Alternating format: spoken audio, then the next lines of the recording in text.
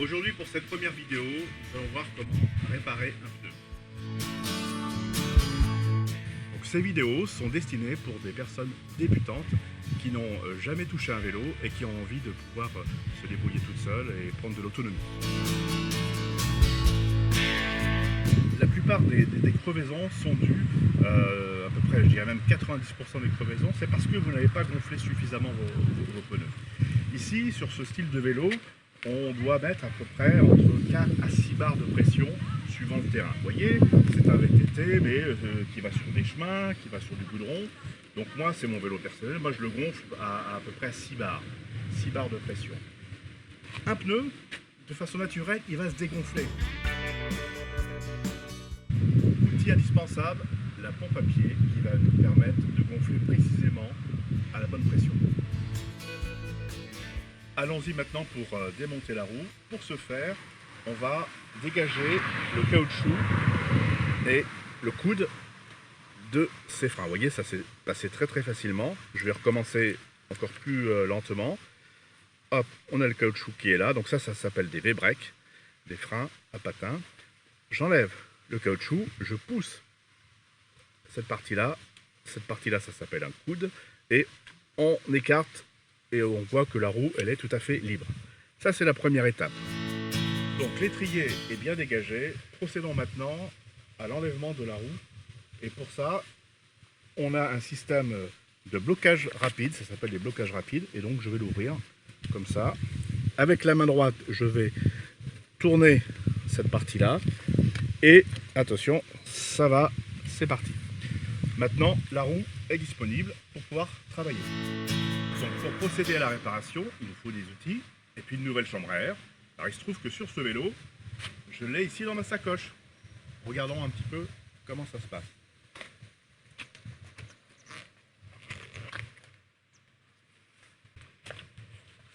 Hop. Donc, ma chambre à air de rechange et mes outils sont des démonte pneus. Voilà. Pour bien faire, je prends 3 démonte pneus.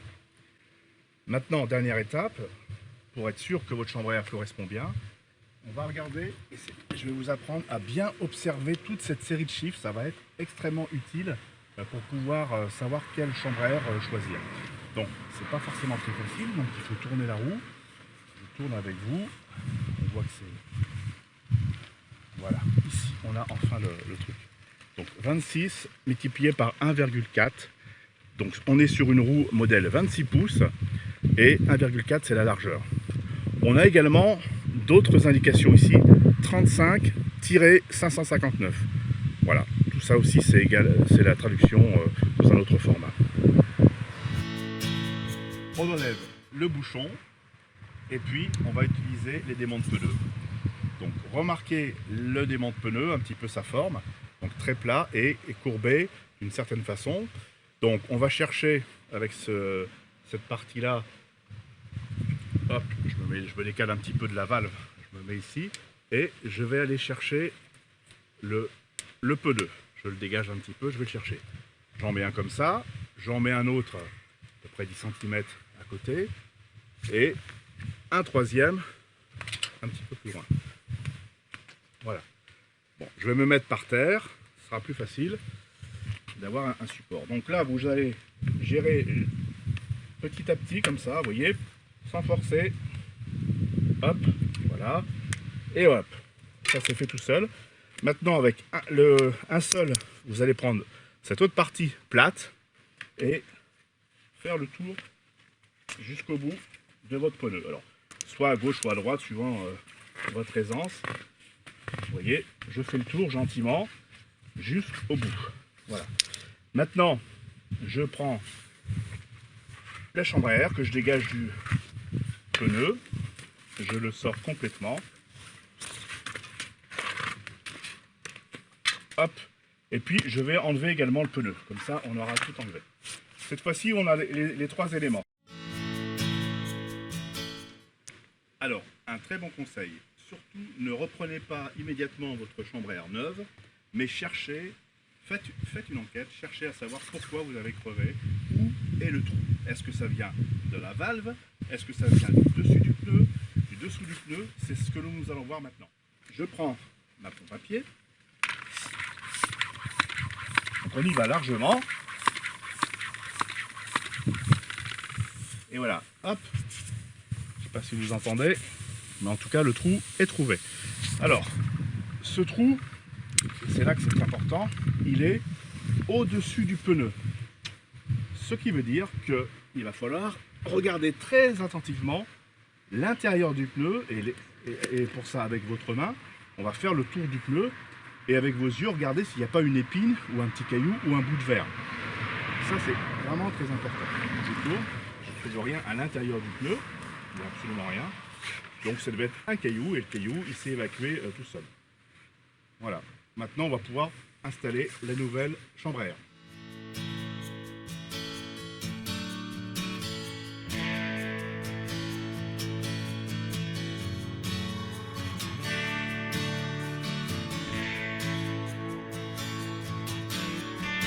Bien maintenant, on va pouvoir mettre le pneu sur la roue, mais avant ça, il faut bien déterminer le bon sens de rotation de la roue.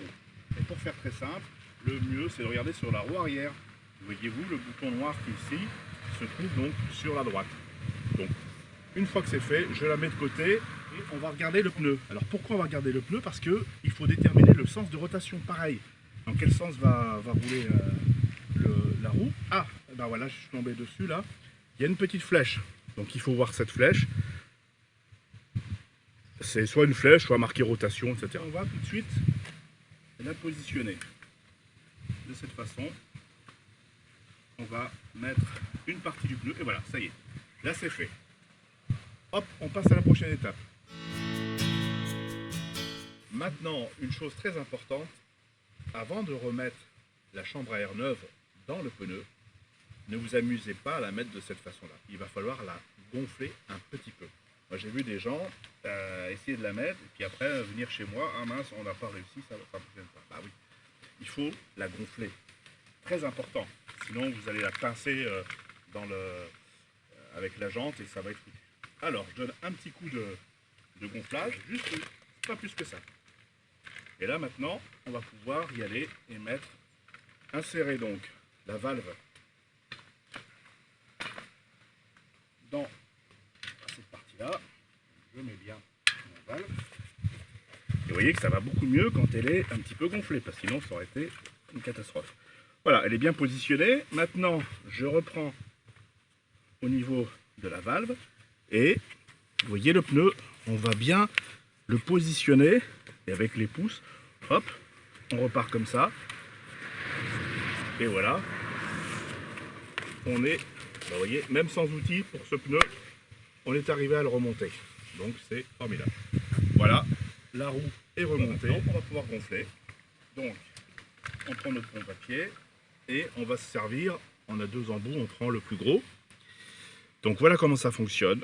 On met, avec le pouce, on va appuyer pour maintenir la valve bien sortie et très important, on va hop, déclencher cette petite branche là, hop, de façon à l'avoir bien statique. On met les deux pieds sur la pompe et on va gonfler. Alors on va profiter de cette vue pour bien expliquer. Là sur ce montage, moi je veux la mettre à 6 bars, donc à 6 qui est ici. Voilà, 6 bars. Alors c'est parti. Donc je mets bien mes deux pieds ou un pied. Vous voyez, c'est pas... Voilà, on est arrivé à 6 bars. Bien, donc on va procéder au montage. N'oubliez pas le petit capuchon. Hop, je le mets ici. Et on va le remonter. Mais juste avant, je vais vous donner une astuce très importante au niveau du blocage rapide, pour que vous compreniez bien comment fonctionne un blocage rapide. Donc vous voyez, il y a une petite clavette. Et c'est le fait de fermer cette clavette qui va faire le serrage. C'est ça. Et quelquefois, il y a des erreurs qui sont faites, c'est-à-dire que les gens ne savent pas à quoi ça sert et vont le laisser pendre comme ça et vont plutôt se servir de l'autre partie là et serrer, serrer, serrer, serrer, serrer, serrer, sans aucunement faire ce geste. Donc là, c'est pas bon parce que là, on force d'un côté et c'est pas fait pour ça. Donc n'oubliez pas, maintenant vous êtes au courant, vous le savez, que le blocage rapide, ça va servir comme ça. Donc, pour pouvoir mettre la roue, il faut dégager un petit peu les espaces de chaque côté. Et puis on est parti. Vous allez voir, c'est très facile. Hop. Et voilà. On maintient avec la main droite. On resserre de l'autre côté. Hop. Et avec l'autre main, je vais centrer la roue. Et je vais serrer. Et vous voyez là, c'est pas assez serré. Donc je recommence. Donc c'est tout un... Il faut trouver un bon équilibre, hein, entre cette partie serrage et la partie blocage. Là, vous voyez, il faudrait que je force trop, donc c'est pas bon, donc je redesserre un petit peu. Donc voilà, n'hésitez pas, hein, il faut que ça soit minutieux et il faut vraiment, voilà, avoir la bonne force. Là, c'est un tout petit peu trop fort, vous voyez, un petit 8e de tour, et là, cette fois-ci, c'est bon. Alors, je le rapproche un peu de la fourche. Voilà, on est arrivé au réglage parfait. N'oubliez pas qu'il faut bien centrer la roue par rapport à la fourche. Donc cette fois-ci, le blocage est bien fermé et on regarde que la roue est bien centrée. Bon, là, c'est pas mal, enfin c'est même très bien, hein, on ne peut pas faire mieux, on va dire. Et je vais me repasser de l'autre côté pour pouvoir vous expliquer comment on va remettre correctement l'étrier de frein. Regardez bien comment je procède. Donc, voilà, tout simplement, c'est fait. Et donc là, on a notre frein qui claque bien. Et tout est en ordre. Sur ce vélo, il n'y a pas de souci. Voilà. Et bien on peut dire que la vidéo est terminée sur ce montage de roue. Cette première vidéo nouveau format est terminée. Elle a pour but de vous faciliter la réparation de votre vélo. Dans mes vidéos, je détaille au maximum les différents points de réparation. Merci, à bientôt pour la prochaine vidéo. Ciao!